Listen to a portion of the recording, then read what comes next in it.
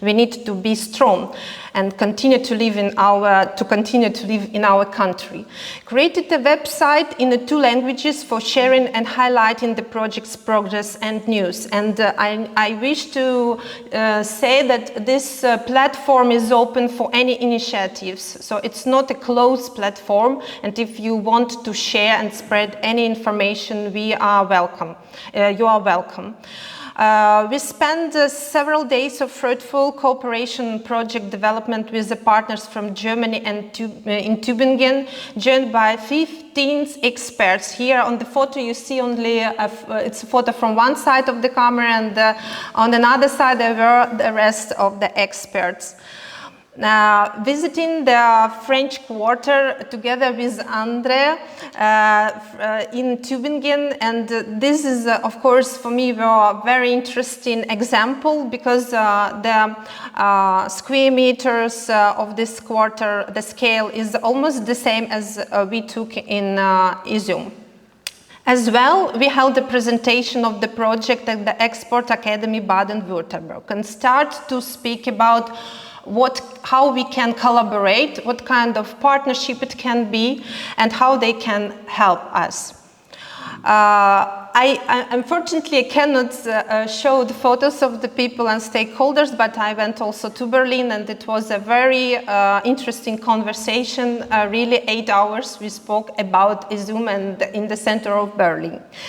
And the very important step, it is a registration NGO Izyum Recovery, which is open for all people who are living in Izyum. It's not a closed organization, not NGO for just implementing some grants. It's NGO in a big, what we want, that it is more bigger than just a tool for implementing grant projects. And prepared a preliminary design for 13 buildings and scheme of the quarter's master plan. So here you see the plan of master plan of Izyum city, and on the left side with the green color I marked exact the neighborhood in the center of Izyum, which the administration gave us for developing. As we already spoke about, there were a lot of destruction as well in this part of the city, but I will, the area is of this district is 8.5 hectares, and I think the French Quarter is around 11.5. So the same, more or less the same square meters. Here is more close. You can see that destruction there took place, and there are some. If here something what I can use for showing. But anyway, you can see here because I don't see it. Yeah. You see here that the spot which is totally destructive, it was a private sector. And the buildings, some of the buildings are in a more or less better state. So you need, we need only to reconstruct it, and of course to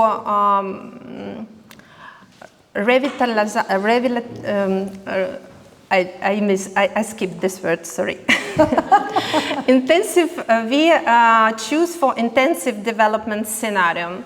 An important element of intensive scenario is the maximum preservation and adaptation, superstructure, reconstruction, expansion, floor, dismantling, and so on, of existing buildings where is possible.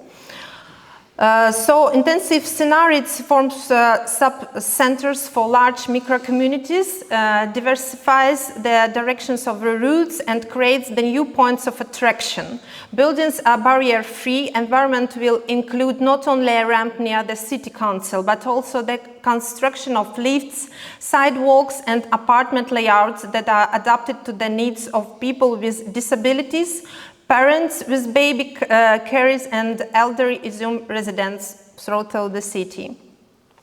The master plan, we can then later look at it more precisely in a museum. But the main points are, of course, the green infrastructure, the integration of inclusivity in the buildings, as well the main street at the middle of the quarter will start to be a pedestrian street without cars, and in general this quarter will be car-free. But of course I can speak more about this plan, but we will go further for the moment. Here you can see residential buildings in the center of this quarter, how they are now. This is how we are the house they supposed to be. The attic floors appear, and also we do more broad their terraces as well. The commercial function will be on the first floor, and solar panels as well on the roof. Residential buildings on the Herov Chernobyltsev. This is on the left side. You can see the photo of existing building. Its functions, by the way, there is now even one flat which is empty, because city Izyum is now I can say this military city, and there's no place to live. I mean, everything is occupied by Ukrainians, and we do there parts with the lifts on the facades and terraces above. So this is we wondering how can looks like hub of recovery. And this is a big project, and we already developed it in some points with the blueprints. But now I will not speak so much about that. But this is a building historical one, and we try to save the existing walls which survive the occupation. And inside we will put the new structure. Which will work with another purpose. You can see this hub of recovery. It's looks like today. It looks like that, and the walls of this main structure we will save. The resident buildings as well, and the private sector which was totally destroyed. We developed the complete project for that with all layouts of all floors. Here you can see the axonometrical view of the city center. It's a historical photo. You can see how it was before the war history. And here's some historical step on the photos. You can see Mykola Viktorovich Sibilyev, who was appointed the director of newly created Izyum Museum. One of the main directions of Sibilyev activity was to save the cultural heritage of the region. He organized a collection of books, paintings, and works of applied art from abandoned landowners' estate. The museum was replenished with a collection of natural fossils, the archive of the city government, and private collection of geology, paleontology, zoology, and botany. Thanks to his perseverance, archaeological research materials were published in Izyum. Two issues. Why I want to speak about that? Because this is our history, and it's important to show you that we had it, because our enemy want to convince that it is or not from us, or it was not exist.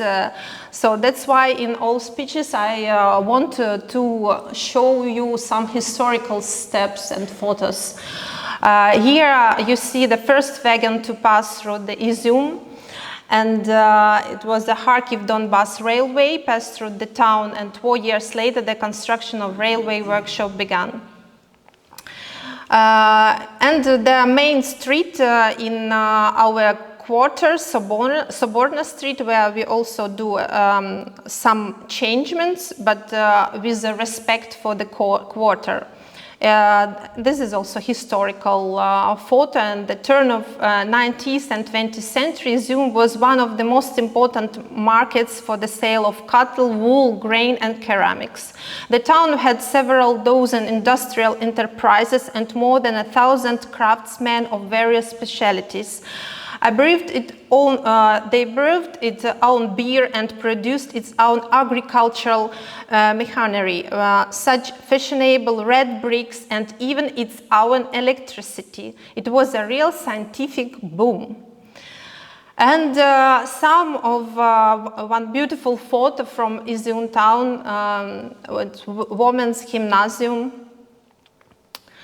And that's what we already spoke about, industrialization in Izyum, and in 1923 the town launched an activity that later shaped the development of entire Ukrainian optical glass making and specialized eyewear optics industry. You already spoke about that. And on the here on this photo, this is axonometry, and one building from the right side, this is that hub of recovery, which we are now want to make it like community center, and at the left side it is a architectural heritage, which is also needs to be saved. As well, bicycles in Izyum were very popular in some, and this is of course when everything is good in our country, there come our neighbors